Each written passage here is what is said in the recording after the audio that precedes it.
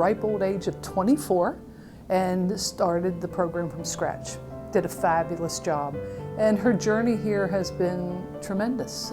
She's had a lot of successes and became one of the top programs in the country and continued that even though she had this diagnosis. Good job, breathe. I believe it was around January.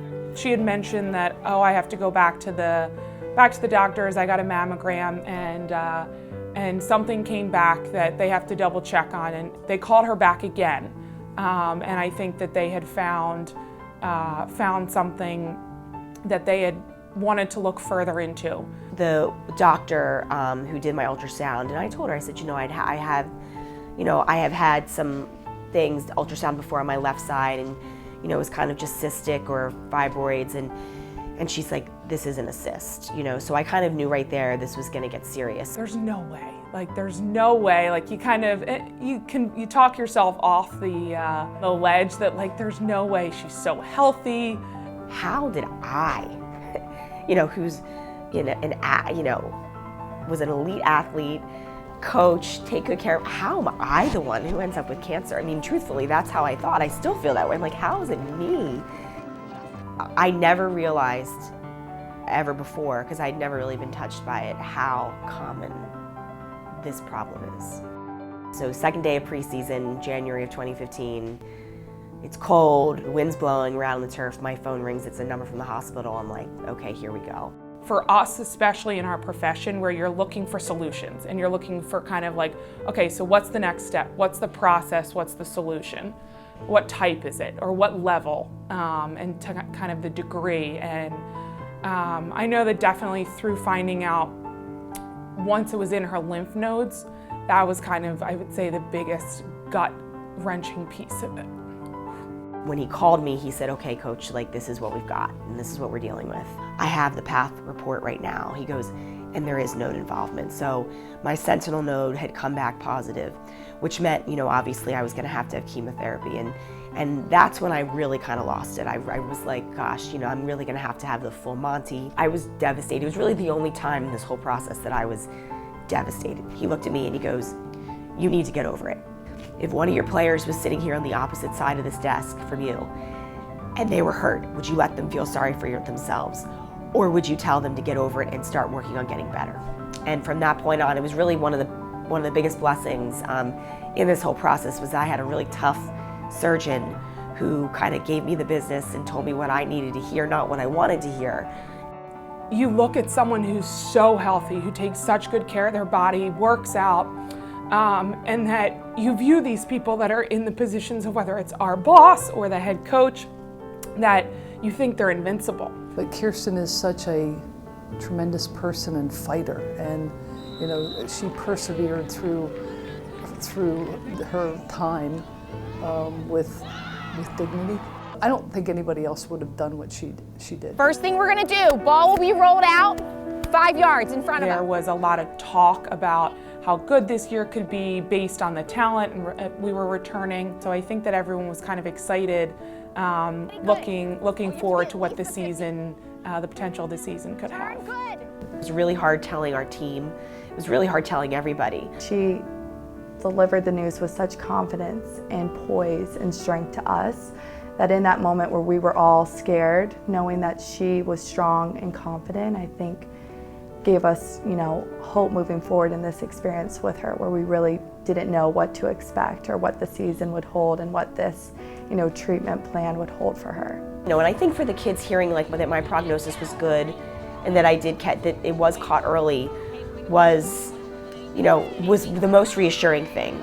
But I said, listen, I'm not sure how it's going to impact me. I don't know how I'm going to tolerate treatment. Even though I'm confident that I'm going to be good, I just don't know. And you guys are going to have to go with it. Kerstin is the toughest person I have ever met in my entire life.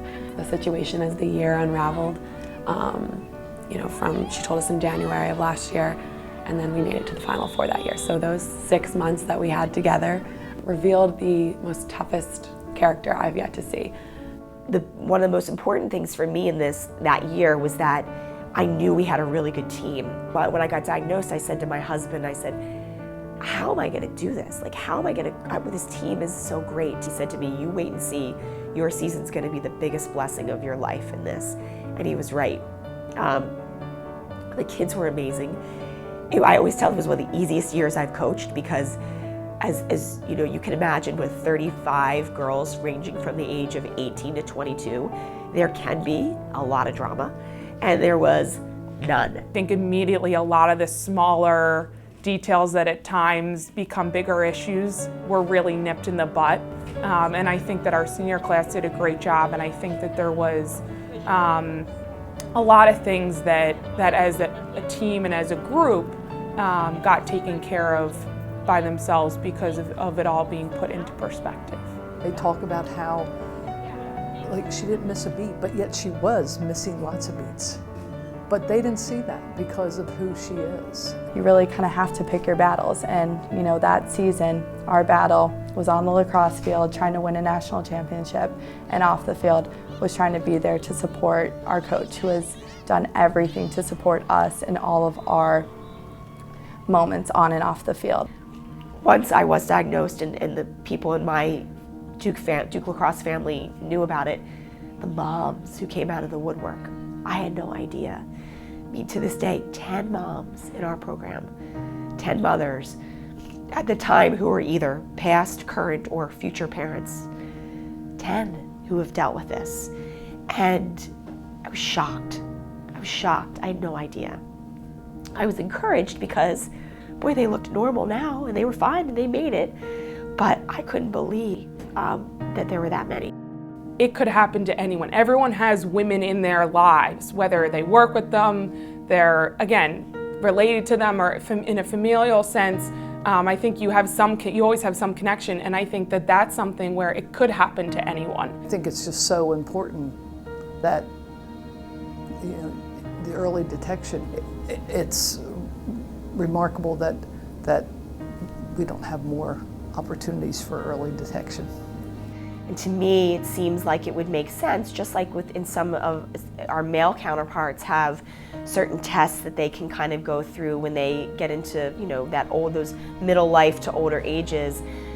It would be, you know, think about like being able to go to your OB for your kind of annual exam and be able to have, you know, some kind of simple test other than the physical test of a breast exam or a mammogram, but some kind of, you know, biological test that would be able to give us some indication that either, you know, this is something that's coming down the pike for you, it's already in your system. You know, think about the value of that. Tackling this before it becomes a problem and you have to endure the rigorous treatments of chemotherapy and radiation therapy. I had unparalleled support throughout this, but it would really have been nice to not have had it or not have needed it, because I could have known 4 or 5 years ago when I, you know, hit 40 that this was something that was coming down the pike and we could have intercepted it before then.